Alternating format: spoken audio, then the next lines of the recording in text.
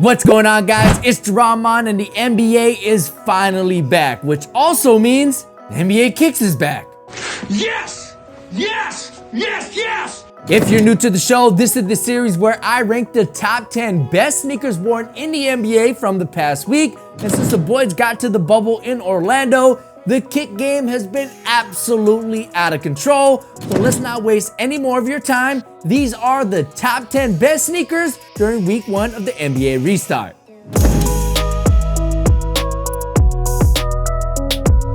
Starting off the list at number 10, we have the entire Ready for Change lineup from Adidas. As you guys have seen during the games, the NBA is allowing their players and staff to protest peacefully in a number of ways, including kneeling for the anthem, replacing their last names with select phrases on their jerseys, and of course, with their sneakers. A number of Adidas athletes rocked white, gold, and black sneakers that all had the saying "Ready for Change" as well as say their names, which obviously is a social statement on the racial injustice in America. Personally, my favorite pair from the bunch are Donovan Mitchell's D.O.N issue number 2s, which use a primarily black and gold color scheme with a white outsole to round things out. Now, JJ Redick wore a white pair of Dame 6s with a metallic gold midsole, which is very clean, while James Harden wore a black pair of his 4th signature sneaker, the Harden Volume 4s. But be sure to let me know which of these 3 colorways you like the best in the comment section below.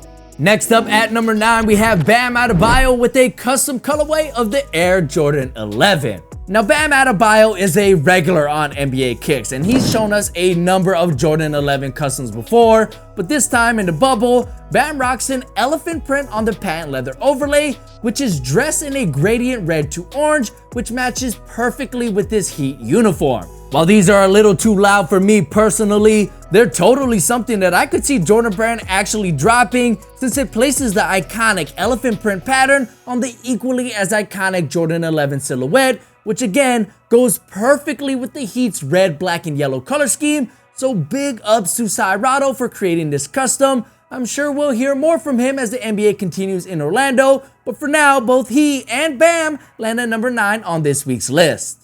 Coming in at number 8, we have Kemba Walker with a new colorway of the Air Jordan 34.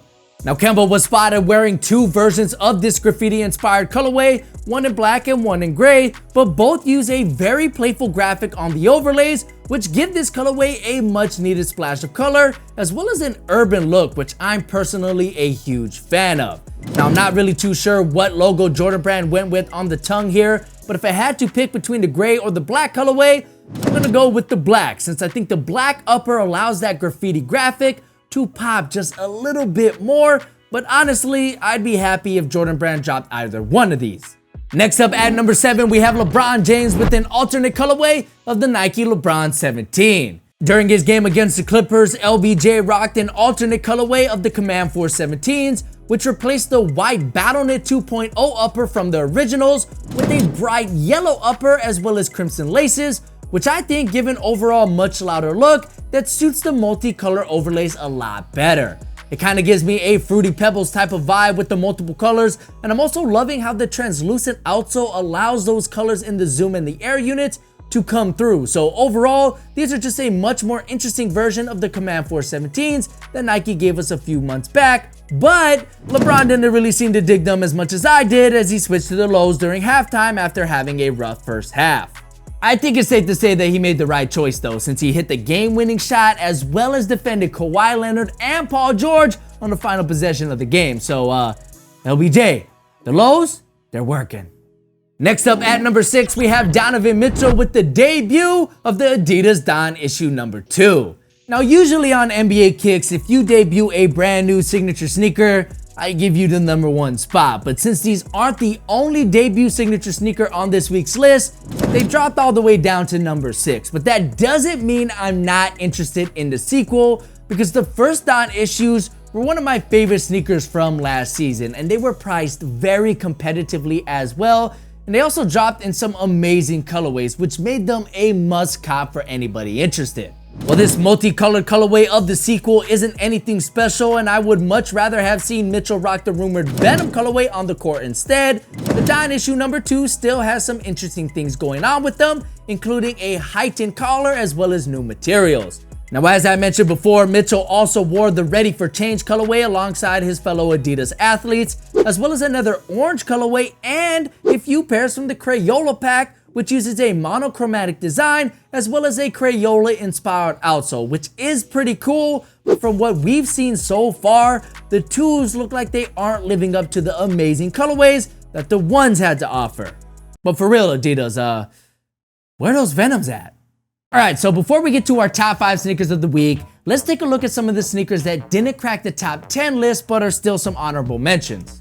Gordon Hayward rocked a Jurassic Park-esque custom of his first signature sneaker with Anta, the GH1. Jamal Murray brought some nostalgia back to the court with the Chinese New Year colorway of the Adi Zero Rose 1.0. Victor Oladipo wore a yellow tape colorway of the Jordan 34. And Damian Lillard rocked a rainbow and white colorway of the Dame 6s from Adidas. Now, if you guys think any of these sneakers should have cracked the top 10 list, let me know in the comment section below, and don't forget to subscribe and ring that bell so you never miss an episode of NBA Kicks. Alright, back to the list. Starting off our top 5, we have Kawhi Leonard with the Kawhi from New Balance. Alright, I'll admit it, I don't really know what the official name is for Kawhi Leonard's first signature sneaker with New Balance is.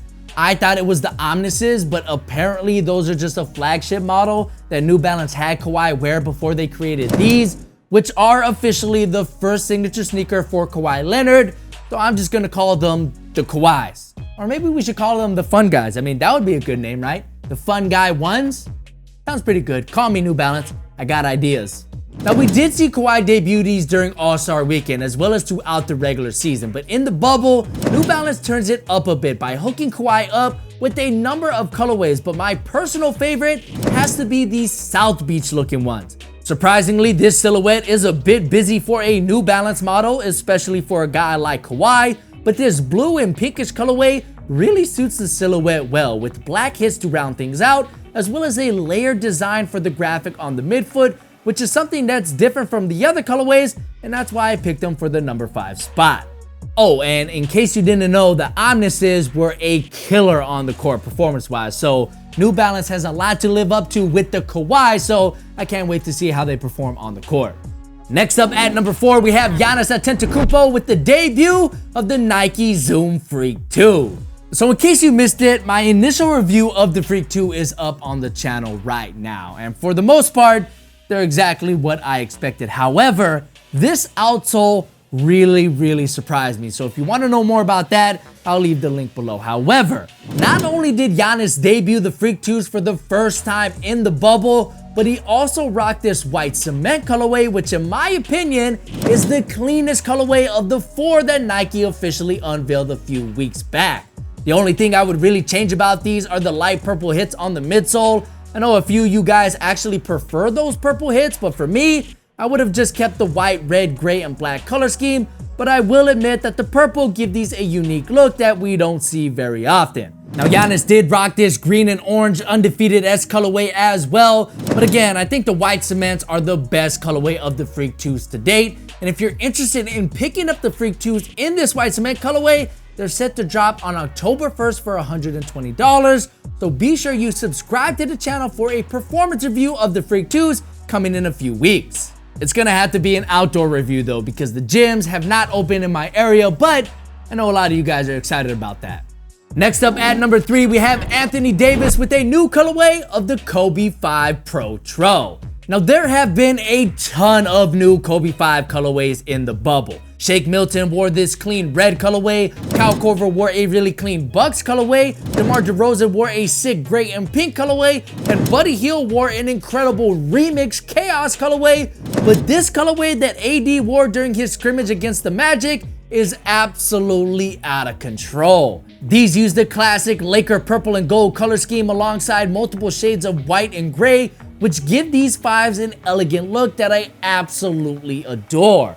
I'm also a really huge fan of that faint pattern on the toe box as well as the midfoot, and I really hope Nike plans to drop these whenever they decide to bring Kobe products back online, because I will most definitely be trying to cop a pair since it's a colorway that I could totally imagine Kobe wearing during his playing days. I know it's a little high for a non-signature sneaker debut, but I mean, just look at these guys. They're so clean, and I had to put them at number 3, so I'm sticking to my guns here.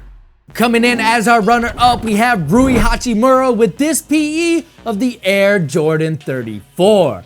Now, if you've joined me on my live sneaker show, which airs every Sunday at 7 p.m. Pacific, you would know that these Rui Hachimura PEs are one of my favorite sneakers of the year. Not only is the Jordan 34 my go-to on-court option, but this PE, which is inspired by Rui's Japanese and African heritage, is just absolutely beautiful.